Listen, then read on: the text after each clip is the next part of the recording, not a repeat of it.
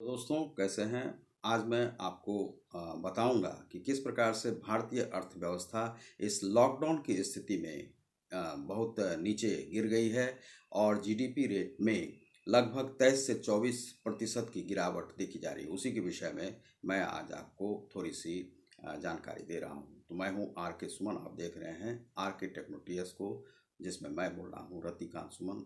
और आप यदि हमारे चैनल को अभी तक सब्सक्राइब नहीं किए होंगे तो सब्सक्राइब कर लें, लाइक और शेयर भी अवश्य करें।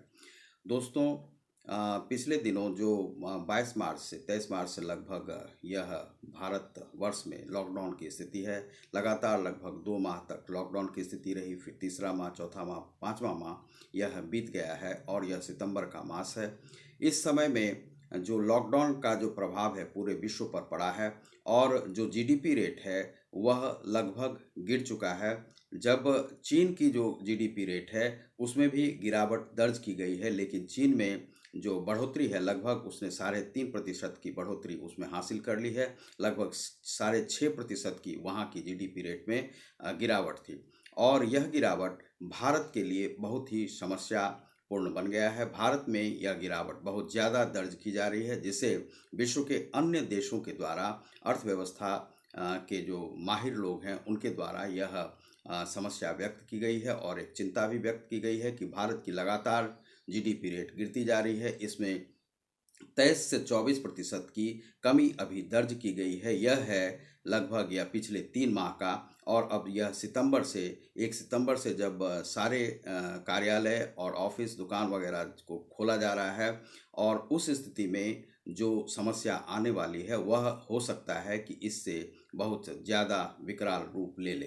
हो सकता है कि यह जो अगला आगामी जो 3 माह है वह ज़्यादा खतरनाक साबित हो भारत के लिए, क्योंकि अभी जो समस्या आई है, जैसे कहा जा रहा है कि 23 से 24% की गिरावट आई है। इसका अर्थ है कि जो लोग 1 लाख रुपये कमा रहे थे उनके जो सैलरी है उसमें लगभग 23 से 24 हज़ार की कमी आई है। लेकिन आप इसे दूसरे प्रकार से भी देख सकते हैं कि कितने लोग देश में ऐसे थे जिन्हें कि 24 हज़ार का भी वेतनमान मिल रहा था, उन्हें 24 हज़ार का भी वेतनमान प्राप्त नहीं था।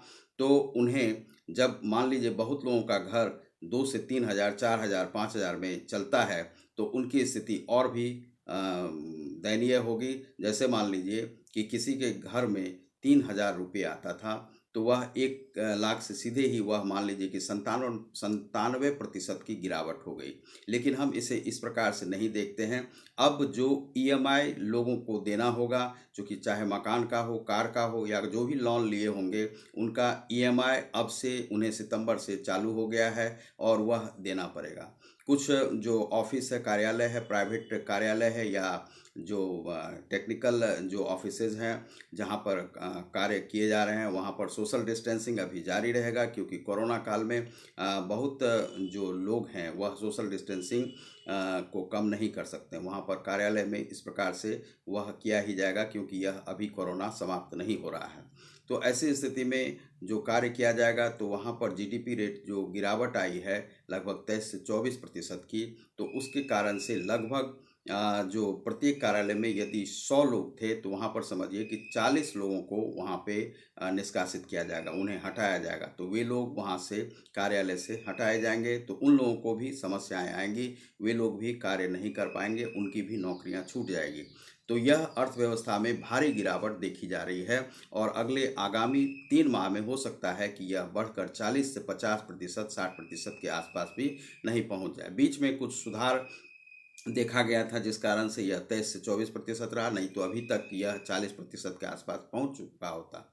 तो यह अर्थव्यवस्था को सुधारने के लिए सरकार को भी कार्य करना होगा और जीडीपी रेट को जरूर ही बढ़ाने का प्रयास करना होगा। और यह माइनस में जाना एक खतरनाक स्थिति है और इस प्रकार की गिरावट नहीं हो देश में तो वह अच्छा है। भारत हालांकि हर हमेशा मंदी की स्थिति में वह उभरते रहा है। जब मनमोहन सिंह सरकार में या नरसिम्हा राव सरकार में इस प्रकार की समस्या आई थी तो उस जो जीडीपी की कमी थी उसे हमने बहुत जल्दी ही पूरा कर लिया था और वह मंदी की स्थिति अपने देश में नहीं आने दी थी। उस समय में जो अमेरिका में मंदी की स्थिति आई थी उस समय में भी हमने अपने मंदी को इस प्रकार से उस पर अपना जो है अधिकार जमा लिया था और मंदी को ख़त्म कर दिया था। तो आज जो यह जो समस्या आ रही है, यह 40 वर्षों में सबसे ज़्यादा गिरावट है और इससे उबरना सरकार की एक बहुत बड़ी रणनीति को अपनाना होगा और सरकार को इसमें बहुत ही नीति नियंताओं को मिलकर इस पर बात करनी होगी और सीमाओं पर जो सुरक्षा एजेंसियां हैं या जो चीन है या पाकिस्तान है, उनसे युद्ध की भी स्थिति बन रही है। उस स्थिति में और भी खराब, लेकिन घबराने की कोई ज़रूरत नहीं है। हमारे पास लगभग 15 से 16 लाख करोड़ रुपए हमेशा लगभग एक्स्ट्रा ही बचे रहते हैं और वह उससे हमारी कार्रवाई होगी और हमने जो लोन बाहर विदेशों में भी दे रखा है, उससे भी हमारे देश की स्थिति जीडीपी को हम लोग सुधारने का प्रयास करेंगे और यह मिल बैठकर सभी लोग जो विश्व के हैं, वे लोग एक साथ मिल बैठकर जब विचार करेंगे तो इस जीडीपी रेट को ज़रूर ही कम होने से बचाया जाएगा और देश सुधारात्मक स्थिति में पहुंच जाएगा, क्योंकि अभी हमारे देश में खाद्यान्न की समस्या नहीं है और हम यह खाद्यान्न की समस्या आने भी नहीं देंगे। नवंबर और दिसंबर तक प्रधानमंत्री नरेंद्र मोदी के द्वारा जो खाद्यान्न का वितरण किया गया है, जो कि 80 से 81 करोड़ लोगों को वह 5-5 किलो अनाज दिया ही जाएगा और 1 किलो दलहन का अनाज भी उन्हें दिया जाएगा। तो इससे खाद्यान्न की समस्या अपने देश में नहीं आने वाली है। हमने देखा है कि आंगनबाड़ी के भी जो कार्यकर्ता हैं, वे भी उन बच्चों को घर घर जाकर 7.5 किलो का अनाज उन्हें बांट रहे हैं।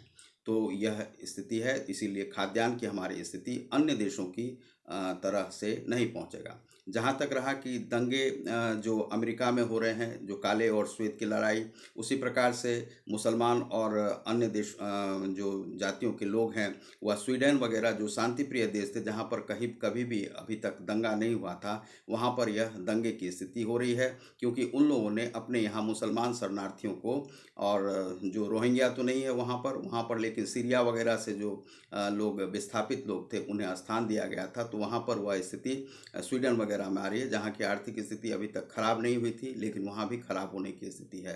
तो हम लोग जल्दी से जल्दी इस कमी पर जीडीपी रेट को बढ़ाने में जल्दी ही हम लोग उस पर विजय प्राप्त कर लेंगे, ये ऐसा हम लोगों का मानना है और सरकार भी इस पर बहुत जल्दी काबिज हो जाएगी और विजय प्राप्त करेगी। बहुत बहुत धन्यवाद। आप देख रहे हैं हमारे channel are K techno TS को, जिसमें मिलता है टोटल समस्याओं का समाधान। बहुत बहुत धन्यवाद।